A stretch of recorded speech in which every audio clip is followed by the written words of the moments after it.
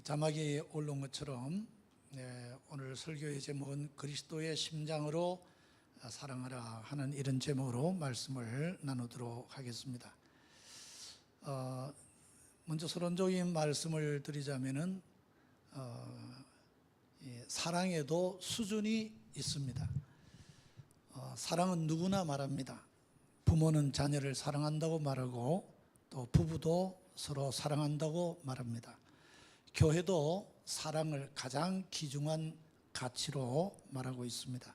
그러나 성경은 사랑에도 차원이 있음을 보여줍니다. 인간적인 사랑이 있는가 하면 하나님에게서 오는 사랑이 있습니다. 감정으로 하는 사랑이 있는가 하면 은혜로 하는 사랑이 있습니다. 이제 사진 한 장을 보시겠습니다.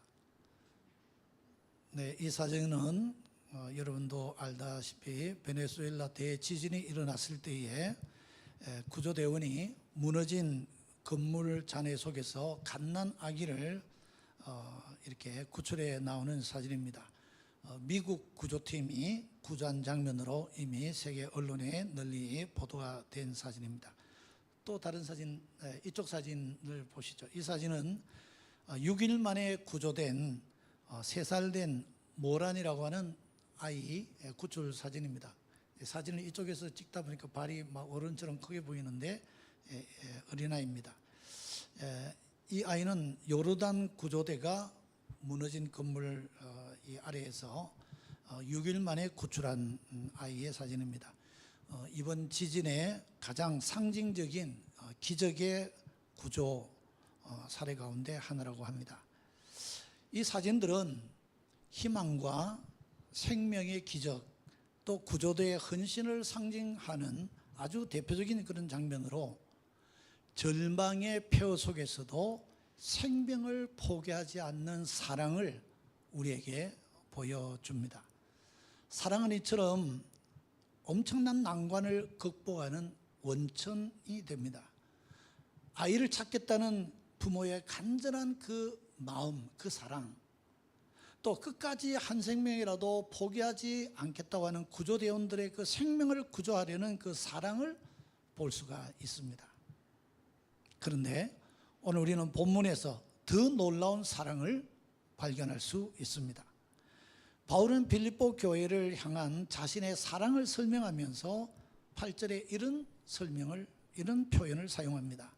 내가 예수 그리스도의 심장으로 너희 무리를 얼마나 사모하는지, 얼마나 사랑하는지 하나님이 내 증인이 되신다, 이렇게 말하고 있습니다.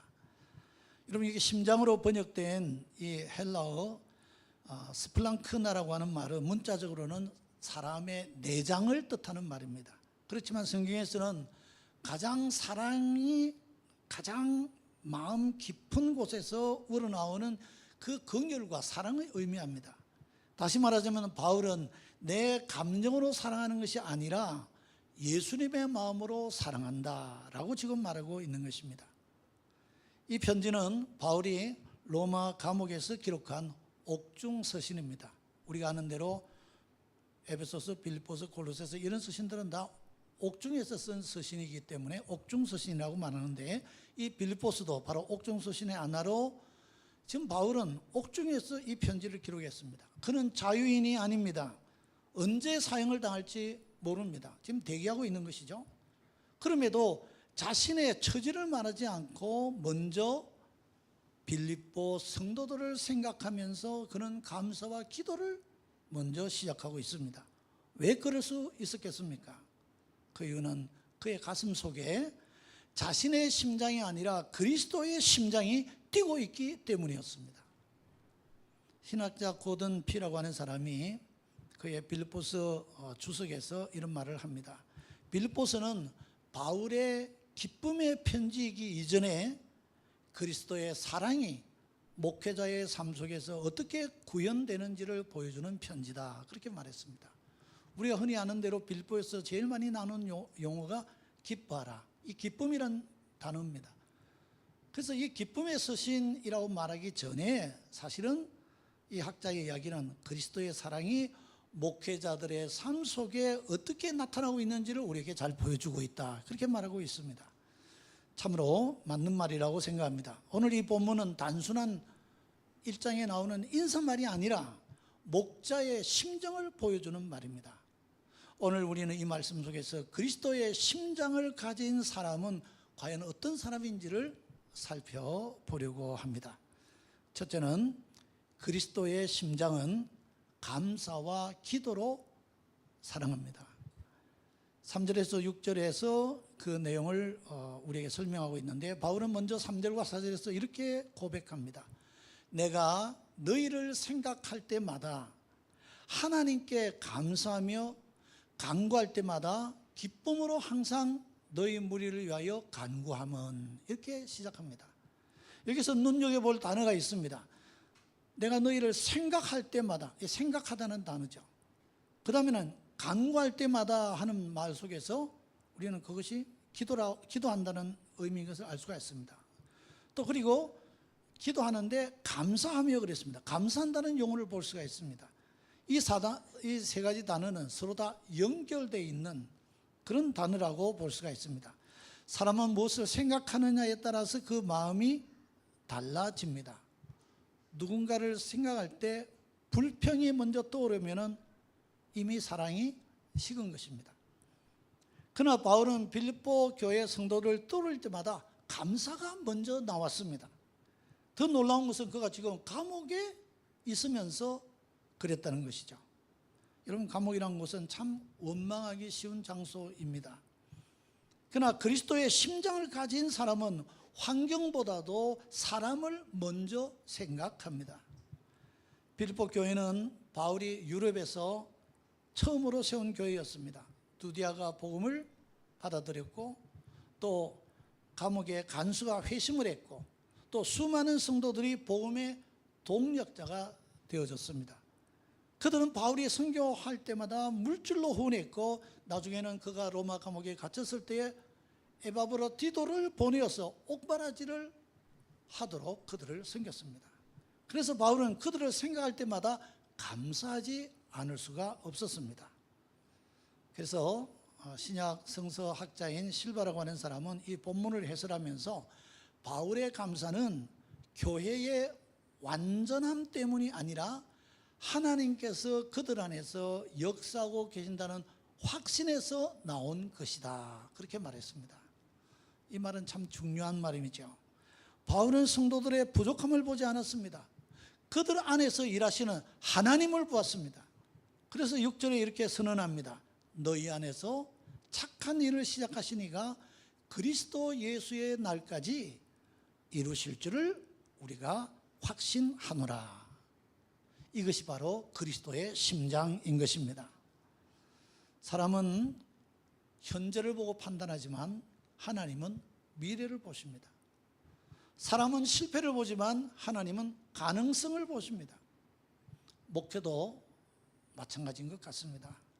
성도는 아직 완성된 사람이 아니라 하나님께서 빚어가시는 작품입니다.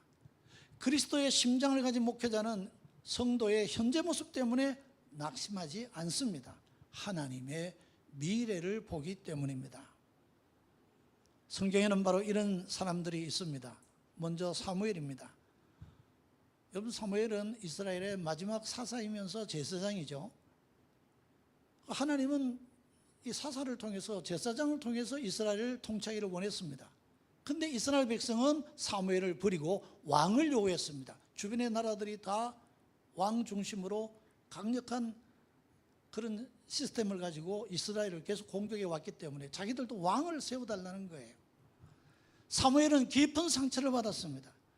그러나 하나님은 말씀하셨습니다. 그들이 너를 버린 것이 아니라 나를 버린 것이다, 그렇게 말씀하셨어요. 그 이후에 사무엘은 그래도 이스라엘을 위해서 쉬지 않고 기도했습니다. 그는 상처를 받은 선지자였지만 기도를 멈추지 않는 목자였던 것입니다. 또 성경에 또 한 사람은 오늘 본문에 빌립보서에 나오는 에바브로디도입니다. 그에 대해서 골로새서 4장 12절에 바울이 말하기를 이렇게 표현합니다. 그는 항상 애써 기도한다, 그렇게 말했습니다. 참된 지도자는 비판하는 시간이 기도하는 시간보다 결코 많지 않습니다. 사람들을 위해서 항상 기도하는 사람이라는 겁니다. 오늘 우리 한국 교회에 가장 필요한 것은 뛰어난 프로그램보다도 성도를 위해서 눈물을 흘리며 기도하는 목회자와 서로를 위해서 중보하는 성도들이어야 할 줄로 믿습니다. 미국의 흑인 인권운동가 마틴 루터 킹 주니어는 이런 말을 남겼습니다. 어둠은 어둠을 몰아낼 수 없다. 오직 빛만이 할 수 있다. 미움은 미움을 몰아낼 수 없다. 오직 사랑만이 할 수 있다. 그리스도의 심장은 미움을 사랑으로 바꾸는 능력입니다. 사랑하는 성도 여러분, 혹시 여러분 마음속에 감사보다 섭섭함이 더 많아졌습니까? 기도보다 비판하는 시간이 더 많아졌습니까? 오늘 하나님은 우리에게 말씀하십니다. 너의 심장이 아니라 내 아들의 심장으로 사람을 바라보아라. 그 심장을 품을 때 감사가 회복되고 기도가 회복되고 우리의 공동체가 다시 살아나게 될 줄로 믿습니다. 그리스도의 심장은 감사와 기도로 사랑하는 것입니다. 자, 두 번째, 그리스도의 심장은 함께 고난을 짊어지는 사랑입니다. 7절에서 8절이 보여주고 있습니다. 먼저 7절에 보니까 내가 너희 무리를 위하여 이와 같이 생각하는 것이 마땅하니 이는 너희가 내 마음에 있음이며 나의 매임과 복음을 변명함과 확정함에 너희가 다 나와 함께 은혜에 참여한 자가 됨이라. 그렇게 말씀합니다. 바울은 빌립보 교회 성도들을 단순한 후원자로 생각하지 않았습니다. 그들은 자신의 선교를 돕는 사람이 아니라 복음의 고난을 함께 짊어진 동력자였다는 것입니다. 바울이 로마 감옥에 갇혔을 때에 많은 사람들이 바울의 곁을 떠났습니다. 사도행전과 바울 서신을 보면 복음 때문에 고난을 당하는 바울 곁을 지키는 일이 결코 쉬운 일이 아니었습니다. 당시 로마 제국은 기독교를 인정하지 않았습니다. 예수를 주라고 고백하는 것은 황제를 주라고 부르는 로마 사회와는 충돌되었기 때문입니다. 그런 상황에서 이 빌립보 교회 성도들은 그런 상황임에도 불구하고 바울과 거리를 두지 않았습니다. 오히려 에바브로디도를 보내어서 끝까지 옥중에 있는 바울을 섬겼습니다. 필요한 것을 공급했고 감옥에 있는 사도의 아픔과 이 모든 것을 함께 나누었습니다. 그래서 바울은 말합니다. 너희가 내 마음에 있다. 그런 표현을 쓴 겁니다. 이 표현은 단순한 감정 표현이 아닙니다. 빌립보 성도들은 바울의 기억 속에만 있는 사람들이 아니라 그의 심장 안에 있는 사람들이었습니다. 여러분, 이런 사랑은 과연 어떤 사랑이겠습니까? 몇 가지 나눠서 생각해 봅니다. 첫 번째는 그리스도의 심장은 고난받는 사람 곁에 머무는 사랑입니다. 오늘날 사람들은 성공한 사람들 가까이에 있으려고 합니다. 힘 있는 사람, 영향력이 있는 사람, 도움을 받을 수 있는 사람 곁에 있으려고 합니다. 그러나 예수님은 다르셨습니다. 예수님은 병든 자 곁에 계셨고 죄인 곁에 계셨고 눈물 흘리는 사람 곁에 계셨습니다. 십자가 그 사랑의 절정이라고 할 수가 있습니다. 예수님은 인간의 고통을 멀리서 바라보신 분이 아닙니다. 인간의 아픔 속으로 들어오신 분입니다. 그래서 히브리서 기자는 이렇게 말합니다. 우리에게 있는 대제사장은 우리의 연약함을 동정하지 못하실 이가 아니요 그랬습니다. 예수님은 우리의 모든 상처와 고통과 슬픔과 이 모든 것을 동정하시는, 잘 아시고 함께 하시는 분이다, 이 말씀이에요. 그리스도의 심장이란 바로 이런 마음입니다. 상대방의 눈물을 보고 함께 울 수 있는 마음, 상대방의 아픔을 판단하기 전에 품어주는 마음인 것입니다. 그래서 성사학자 오브라이언이라는 사람은 이 본문을 해석하면서 이렇게 말합니다. 바울과 빌립보 교회의 관계는 단순한 선교 후원 관계가 아니라 복음의 고난과 은혜를 함께 나누는 영적 동반자였다. 영적 동반자 관계였다. 그렇게 말하고 있습니다. 저의 개인적인 선교 후원하고 있는 선교사 이야기를 하겠습니다. 잠깐 사진을 올려주시죠. 호주에 허유신이라는 선교사가 있습니다. 저에게는 아버님 목사님이라고 부르는 이런 친구인데요. 제가 오래전부터 이 친구를 개인적으로 선교 후원하고 있는데, 이 사람은 호주 원주민 선교사로 가 있습니다. 이 호주에는 원래 원주민들이 살고 있었는데 영국을 비롯한 지금까지 식민지를 지배하는 외국 사람들이 들어와서 그 땅을 지배하면서 원주민들을 한쪽으로 몰아서 한 통제된 구역에서 살게 했습니다. 마치 미국의 인디언들을 몰아서 한 구역에 이렇게 지내게 하면서 나라에서 뭐 먹을 것도 주고 돈도 주고 뭐 이렇게 공급을 해주면서 아무것도 못하고 그냥 그렇게 한 곳에서 살아가게 합니다. 근데 거기서 살다 보니까 이 호주의 원주민들이 매일 술과 도박 그리고 마약, 그러면서 가정들이 다 파괴가 되고요, 붕괴되고, 그리고 청소년들이 탈선하는 아주 그냥 처참하게 사는 그 원주민 마을에 이 선교사가 들어갔습니다. 이 선교사가 들어가서 사역하는 곳은 제가 호주에 한 달 정도 목회하면서 이제 휴가를 받아서 가서 호주를 여행해 본 적이 있는데, 호주는 주로 나라가 땅이 굉장히 큽니다.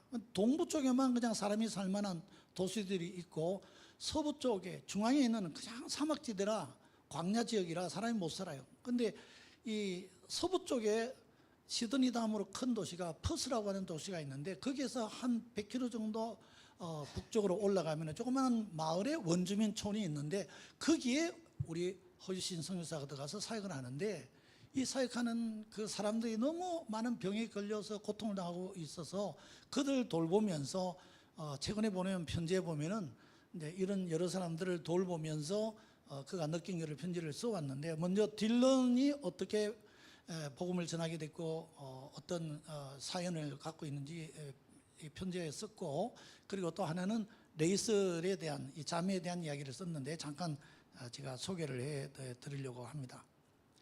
너무나 감사한 제목도 있습니다. 딜런 형제가 31살인데 5주 동안 온몸을 가누지 못했는데 심령이 가난한 상태로 만드시고 하나님께서 복음을 나누게 하셨습니다. 저희가 찾아갈 때마다 기도와 말씀을 나누었습니다. 이제 스스로 성경을 읽고 기도를 합니다.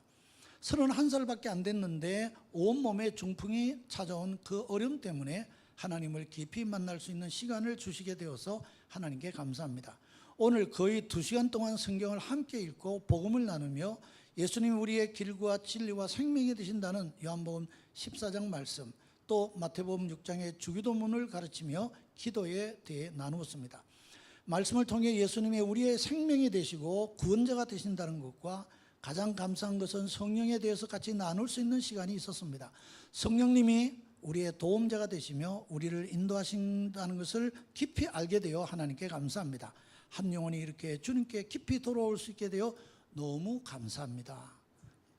여기 딜런이 이렇게 회복되어서 이제 정상적인 신앙생활도 하게 됐다는 것을 이야기를 했습니다. 그 다음에 레이셀 자매 이야기인데, 레이셀 자매가 4개월간 코마와 싸우고 깨어난 후 빠른 회복이 있어 2주 후에는 퇴원하게 됩니다. 그런데 어제 병원 신방 때에 다시 담배를 피우기 시작한 것을 보았습니다. 권면도 하고 기도도 나누었습니다. 아직 완치된 것이 아니기 때문에 마음이 아픕니다. 스스로도 바보 같은 짓을 한다고 말하지만 포로됨이 강합니다. 하나님의 긍휼과 자비로 함께 하시며 보혈로 덮어주셔서 레이셀 자매에게 모든 포로됨에서 자유함을 얻고 애통하는 마음을 부어주시길, 죄를 미워하고 거룩한 삶을 살아갈 수 있도록 기도합니다. 이런 편지를 저에게 보내왔습니다. 여러분, 이 편지, 선교 편지에서 우리는 무엇을 봅니까? 선교사의 진정 어린 마음과 사랑하는 진심을 보게 됩니다. 교회 공동체의 본질은 바로 여기에 있습니다. 교회는 완벽한 사람들이 모이는 곳이 아닙니다. 서로의 부족함을 알고도 함께 걸어가는 곳입니다. 아픈 사람을 외면하지 않고 넘어지는 사람을 일으켜 세우며 고난의 자리에 함께 서는 곳입니다. 그리스도의 심장은 고난받는 사람 곁에 머무는 사랑입니다. 두 번째는 그리스도의 심장은 자신의 아픔보다 다른 사람의 영혼을 먼저 생각합니다. 바울은 지금 감옥에 있었습니다. 그러나 놀랍게도 빌립보서에서는 자신의 고통에 대한 불평이 거의 없습니다. 오히려 감사하고 기뻐한다는 말이 많이 나옵니다. 오히려 성도들을 향한 감사와 사랑이 가득합니다. 이것이 복음으로 변화된 사람의 모습입니다. 보통 사람은 고난을 만나면 자기 문제만 크게 보입니다. 그러나 사랑하는 사람은 고난 속에서도 다른 사람을 바라봅니다. 어머니가 그렇죠. 어머니는 아파도 자녀를 걱정합니다. 목회자도 그렇습니다. 목회자는 자신의 어려움보다 성도의 아픔을 먼저 생각합니다. 그리스도의 심장을 가진 사람은 자기 중심에서 하나님 중심으로 변화된 사람입니다. 성경에서 우리는 이런 인물들을 볼 수가 있습니다. 모세입니다. 이스라엘 백성이 하나님께 범죄하여 심판을 받게 되었을 때에 모세는 하나님께 이렇게 기도합니다. 그러나 이제 그들의 죄를 사하시옵소서. 그렇지 아니하시오면 원하건대 주께서 기록하신 책에서 내 이름을 지워버려 주옵소서. 자신은 구원의 생명책에서 지워지는 한이 있더라도 이스라엘 백성이 구원받기를 원하는 이런 심정을 가진 사람이 모세였습니다. 자신의 안전보다 백성의 생명을 먼저 생각했습니다. 이것이 바로 목자의 마음입니다. 두 번째는 디모데입니다. 바울은 빌립보서 2장 20절에 디모데를 이렇게 설명합니다. 이는 뜻을 같이하여 너희 사정을 진실히 생각할 자가 이밖에 내게 없다. 그런 말을 했습니다. 디모데는 자기 일을 구하지 않고 빌립보 교우들을 먼저 생각했습니다. 그는 이것이 예수 그리스도의 일이기에 이것을 먼저 구한 사람이었다는 겁니다. 그리스도의 심장은 바로 이런 마음입니다. 그리스도의 심장은 자신의 아픔보다 다른 사람의 영혼을 먼저 생각하는 것입니다. 자, 세 번째, 그리스도의 심장은 하나님의 사랑 때문에 기꺼이 희생하는 것입니다. 8절에서 바울은 이런 놀라운 고백을 합니다. 내가 예수 그리스도의 심장으로 너희 무리를 얼마나 사모하는지, 얼마나 사랑하는지 하나님이 내 증인이다. 여기서 바울은 자신의 사랑을 하느님 앞에서 맹세하면서 말하고 있는 것입니다. 왜 그럴까요? 그 사랑이 너무 깊어서 인간적인 말로는 표현할 수가 없었기 때문입니다. 바울은 빌립보 교회 성도들을 위해서 자신의 시간과 건강과 생명을 드렸습니다. 그는 복음을 위해서 매를 맞았고 감옥에 갇혔고 수많은 위험을 당했습니다. 그러나 후회하지 않았습니다. 왜냐하면 그의 심장 안에 예수님의 사랑이 있었기 때문입니다. 영국의 유명한 설교자 찰스 스펄전 목사님은 목회자의 마음에 대해서 이렇게 설명을 했습니다. 사랑 없는 진리는 칼과 같지만 사랑 안에 있는 진리는 치료하는 약과 같다. 오늘 교회가 세상에 보여줘야 할 것은 논쟁의 힘보다 사랑의 힘입니다. 세상을 변화시키는 것은 우리의 말의 크기가 아니라 사랑의 깊이입니다. 그래서 그리스도의 심장은 사랑 때문에 기꺼이 희생하는 것입니다. 자, 이제 사진 한 장을 보실까요? 네, 이 사진은 2025년 6월 22일 날 시리아 다마스쿠스 엘리아스라고 하는 교회에서 주일 예배 중에 자살 폭탄 테러가 일어나서 여기 이 사진 보면 그렇죠. 여기 막 죽은 사람들 시신이 늘어져 있고 이렇습니다. 30명이 이날 죽었다는 거예요.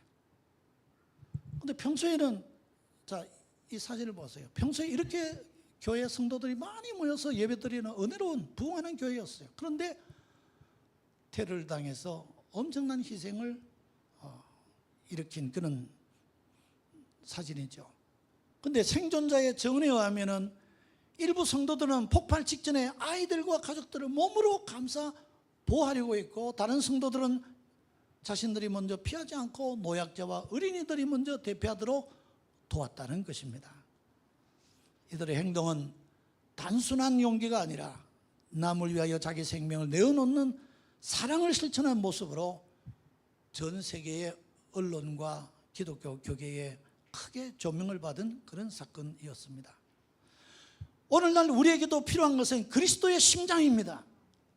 그래서 오늘 우리는 우리 자신에게 질문해야 합니다. 나는 사람들을 바라볼 때에 어떤 마음으로 바라보는가?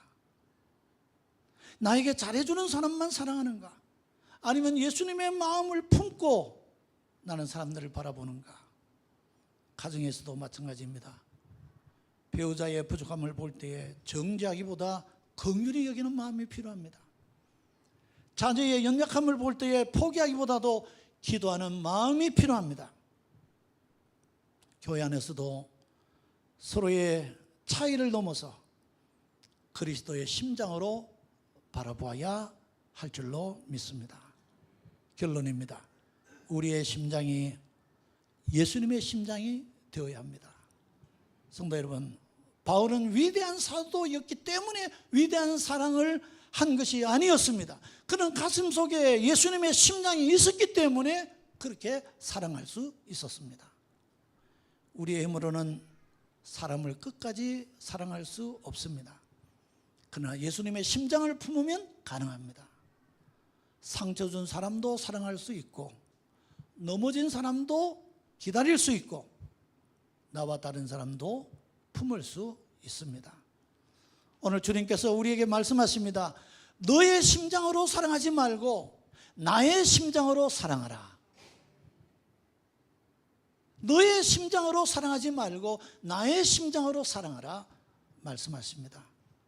우리 안에 그리스도의 심장이 뛰게 될 때에 우리의 가정이 살아나고 교회가 회복되고 세상이 하나님의 사랑을 경험하게 될 줄로 믿습니다. 주님, 우리의 차가운 마음을 녹이시고 예수님의 심장을 허락하여 주옵소서. 우리 합심해서 한번 기도하겠습니다. 여기 나와 있는 기도의 제목을 보시면서 오늘 말씀드린 첫 번째, 두 번째 대지를 가지고, 첫째는 감사와 기도로 사랑하는 그리스도의 심장을 주십시오.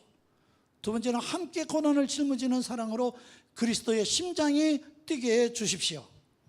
즉, 고난받는 사람 곁에 머무는 사람, 자신의 아픔보다 다른 사람의 영혼을 먼저 생각하는 사람, 사랑 때문에 기꺼이 희생하는 사람이 되게 해 주옵소서 하고, 우리 다 같이 목소리 내어서 함께 기도하겠습니다. 오 주님, 이 시간 우리에게 귀한 말씀을 주시니 감사합니다. 이 말씀을 붙들고 이 시간 기도합니다. 오늘 우리에게 그리스도의 심장을 허락하여 주옵소서. 우리 너무나도 우리의 마음속에 먼저 나를 생각하는 마음으로 가득 차 있습니다. 그러나 오늘 말씀을 들었사오니 우리에게 바울과 같이 감사와 기도로 사랑하는 그리스도의 심장을 갖게 하여 주옵소서. 이 그리스도의 심장이 있을 때마다 진정으로 우리는 주님의 사랑을 실천할 수 있을 줄로 믿습니다. 함께 고난을 짊어지는 사랑으로 내 심령 속에 그리스도의 심장이 늘 뛰게 하여 주시기를 바라고 원합니다. 고난 받는 사람 곁에 늘 머무를 줄 알고, 자신의 아픔보다 다른 사람의 영혼을 먼저 생각할 줄 알고, 사랑 때문에 기꺼이 희생할 줄 아는 사람으로 그렇게 그리스도의 사랑을 그리스도의 심장으로 실천할 수 있는 저희를 되게 하여 주시기를 바라고 원합니다. 오늘 고동지구청 교회 모든 성도들이 그런 마음으로 아버님 공동체를 만들게 도와주시고, 또 우리의 가정에서 우리가 살아가는 이 세상 속에서 그런 그리스도의 심장으로 사랑을 보여주는 모든 자들이 되게 하여 주시옵소서. 자비로우신 아버지 하나님, 오늘 우리에게 귀한 말씀을 주시니 감사합니다. 이 말씀을 통하여 우리 자신을 살펴보게 하여 주시니 감사합니다. 이제 우리 자신을 새롭게 발견하기를 원합니다. 감사와 기도로 사랑하는 그리스도의 심장을 우리에게 허락하여 주시옵소서. 함께 고난을 짊어지는 사랑으로 그리스도의 심장이 항상 뛰는 우리가 되게 하여 주시옵소서. 그래서 고난 받는 사람 곁에 머무를 줄 아는 사람, 자신의 아픔보다 다른 사람의 영혼을 먼저 생각할 줄 아는 사람, 사랑 때문에 기꺼이 희생할 줄 아는 사람이 되게 하여 주시옵소서. 예수님 거룩하신 이름으로 기도하옵나이다. 아멘. 우리 뜻을 생각하면서 함께 여기에 모인 우리 함께 찬양하도록 하겠습니다.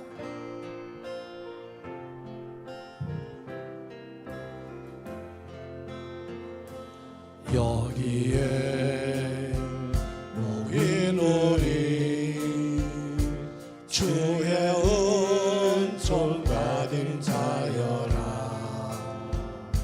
주께서 이 자리에 함께 계심을 아노라. 아멘. 언제나 주님만을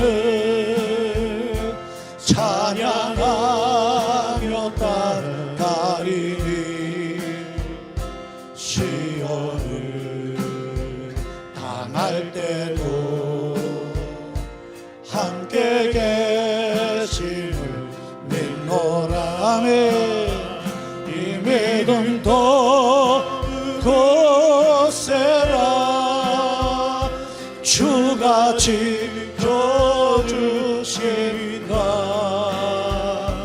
어두운 밤에도 주의 밝은 빛 인도하여 주신다. 주님이 뜻하신 일, 주님이 뜻하신 일 헤아리기 어렵더라도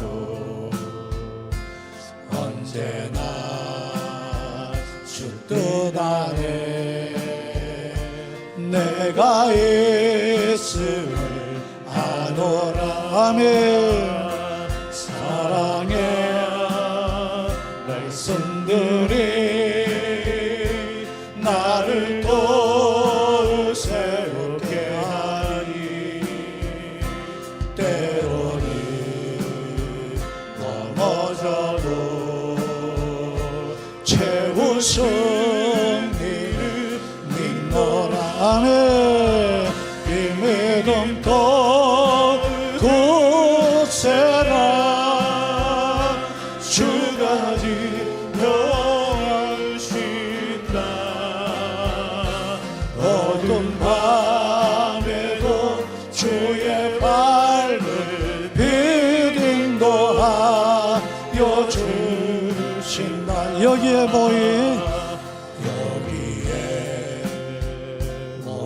우리 사랑받는 주의 자녀라. 주께서 뜻하신 바 우리 통해 펼치신 다음에 고통과 슬픔 중에 더욱 주님 오직 나오니 어려움 이겨내고 주님 더욱 찬양하리. 아멘. 이 믿음도 굳세라. 주가 지켜주신다. 어두운 밤에도 주의 밝은 빛 인도하여 주신다. 이 믿음도 굳세라. 주가 지켜주신다. 어두운 밤에도 주의 밝은 빛 인도하여 주신다. 아멘. 축도하겠습니다. 이제는 우리 주 예수 그리스도의 은혜와 하나님 아버지의 극진하신 사랑하심과 성령님의 교통하심이 이곳에 머리를 숙인 사랑하는 모든 성도들 위에와 땅끝까지 나가 복음을 전하는 우리 선교사들과 저들이 섬기는 열방 위에 이제로부터 영원토록 함께하여 주시옵기를 간절히 축원하옵나이다. 아멘.